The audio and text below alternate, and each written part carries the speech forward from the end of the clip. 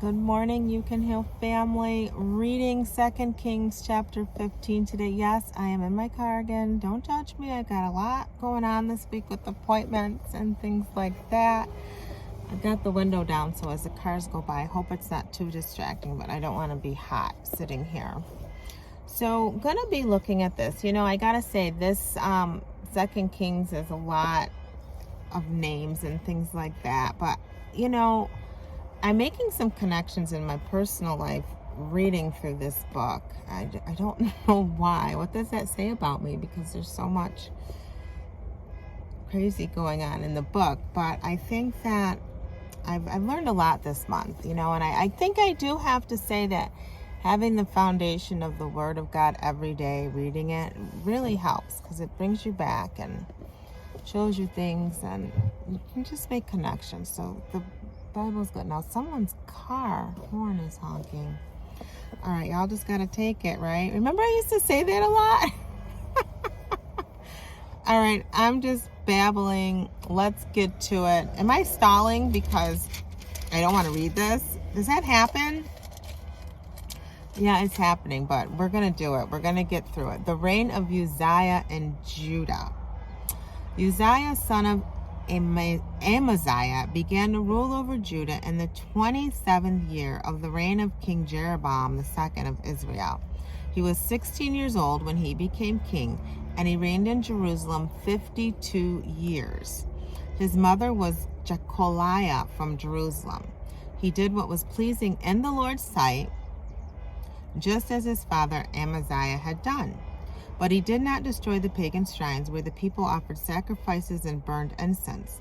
The Lord struck the king with leprosy, which lasted until the day of his death. He lived in a house by himself. Hold on. I roll up that window. Okay, that's better. I just cut out that horn. He did what was pleasing in the Lord's sight, just as his father Amaziah had done, but he did not destroy the pagan shrines where the people offered sacrifices and burnt incense. The Lord struck the king with leprosy, which lasted until the day of his death. He lived in a house by himself. The king's son Jotham was put in charge of the royal palace, and he governed the people of the land. The rest of the events in Uzziah's reign, all his deeds are recorded in the book of the history of the kings of Judah. When Uzziah died, he was buried near his ancestors in the city of David. Then his son Jotham became the next king. The reign of Zechariah in Israel. Zechariah, son of Jeroboam II, began to rule over Israel in the 38th year of King Uzziah's reign.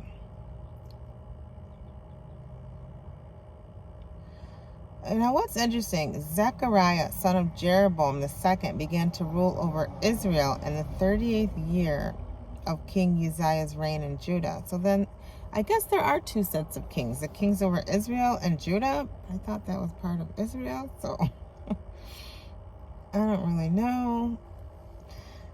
Verse 9, Zechariah did what was evil in the Lord's sight, as his ancestors had done.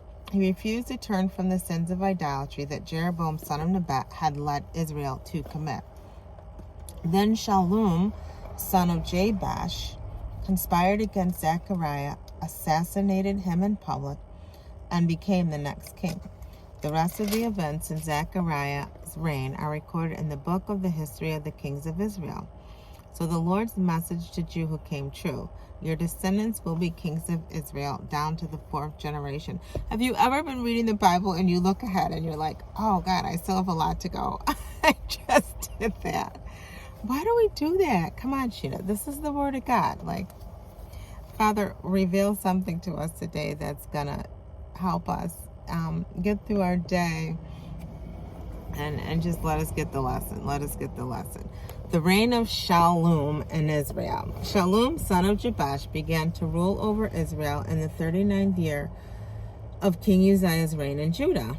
Shallum reigned in Samaria only 1 month. Then Menahem, son of Gadi, went to Samaria from Tirzah and assassinated him, and he became the next king. Oh gosh, the rest of the events in Shallum's reign included his conspiracy are recorded in the book of the history of the kings of Israel. Everybody just keeps assassinating everybody. The reign of Menahem. You'd think I wouldn't be so shocked anymore, but I am.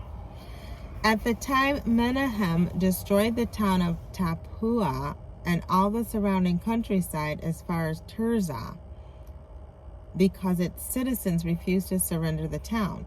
He killed the entire population and ripped open the pregnant woman. That's it. Oh my God. Mimi. I'm done. Ugh, this is gross. Verse 17. Menahem, son of Gadi, began to rule over Israel in the 39th year of King Uzziah's reign in Judah. He reigned in Samaria 10 years. But Menahem did what was evil in the Lord's sight. During his entire reign, he refused to turn from the sins of idolatry that Jeroboam, son of Nebat, had led Israel to commit. Then King Tiglath-Pileser of Assyria invaded the land. But Menahem paid him 37 tons of silver to gain his support and tightening his grip on royal power. Menahem extorted the money from the rich of Israel, demanding that each of them pay 20 ounces of silver in the form of a special tax. So the king of Assyria turned from attacking Israel and did not stay in the land. The rest of the events in Menahem's reign and all his deeds are recorded in the book of the history of the king of Israel. When Menahem died, his son Pekahiah became the next king. I don't have any hope for these kings doing the right thing. I don't. The reign of Pekahiah in Israel. Pekahiah, son of Menahem, began to rule over Israel in the 15th year of King Uzziah's reign in Judah. He reigned in Samaria 2 years, but Pekahiah did what was evil in the Lord's sight. See? He refused to turn from the sins of idolatry that Jeroboam, son of Nebat, had led Israel to commit. Then Pekah, son of Remaliah, the commander of Pekahiah's army, conspired against him. With 50 men from Gilead, Pekah assassinated the king, along with Argob and Arieh, in the citadel of the palace at Samaria. Pekah then became the next king of Israel. The rest of the events in Pekahiah's reign and all his deeds are recorded in the book of the history of the kings of Israel. Let me take a deep breath. The reign of Pekah in Israel.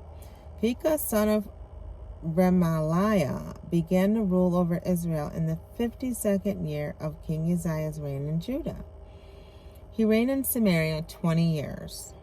But Pekah did what was evil in the Lord's sight. He refused to turn from the sins of idolatry that Jeroboam, son of Nebat, had led Israel to commit.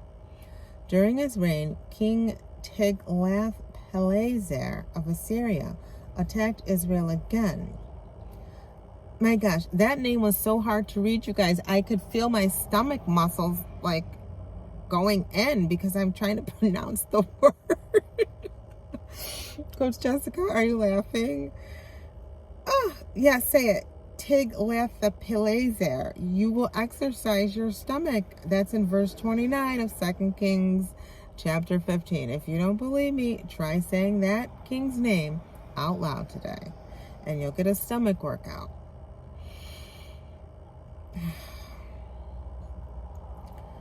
He also conquered the regions of Gilead, Galilee, and Naphtali, and he took the people of Assyria as captives. Then Hoshea, son of Elah, conspired against Pekah and assassinated him. My God. He began to rule over Israel in the 20th year of Jotham, son of Uzziah. The rest of the events in Pekah's reign and all his deeds are recorded in the book of the history of the kings of Israel. The reign of Jotham in Judah. Jotham, son of Uzziah, began to rule over Judah in the 2nd year of King Pekah's reign in Israel. He was 25 years old when he became king, and he reigned in Jerusalem 16 years. His mother was Jerusha, the daughter of Zadok. Jotham did what was pleasing in the Lord's sight, just as his father Uzziah had done. But he did not destroy the pagan shrines. Now see, how are you going to do right in the sight of the Lord, but you're not going to cast down those idols and those pagan shrines. Like, you have to be in or out. You can't like half do it. Like, you know, that's a lesson right there with Christianity and with saying you're a believer. Like, are we going to do things all God's way or just some of God's way? And look where it got these kings, like nowhere. They were assassinated, killed, you know, they turned their back completely on the Lord. That just doesn't make sense. He did what was pleasing in the Lord's sight, but he did not destroy the pagan shrines, where people offered sacrifices and burned incense. He was the one who rebuilt the upper gate of the temple of the Lord. And then he still is rebuilding the Lord's temple. The rest of the events in Jotham's reign and all his deeds are recorded in the book of the history of the kings of Judah. In those days, the Lord began to send King Rezin of Aram and King Pekah of Israel to attack Judah. I thought Pekah was assassinated. See how this just overlaps? When Jotham died, he was buried with his ancestors in the city of David. Then his son Ahaz became the next king. So I'm war slam out from that chapter. Let me get in here to this appointment, but that's the end of chapter 15. Interesting. You know, the whole pregnant woman thing, that was gross. Exercising my stomach muscle, reading the Bible, who would have ever thought? Listen, we're going to be back tomorrow, though. We're not giving up. We're not quitting on this mission, this assignment given by the Lord to read this thing. So come back tomorrow. And always remember that true healing begins with self-love. Why? Because God is love and he lives on the inside of you. See you later. Bye.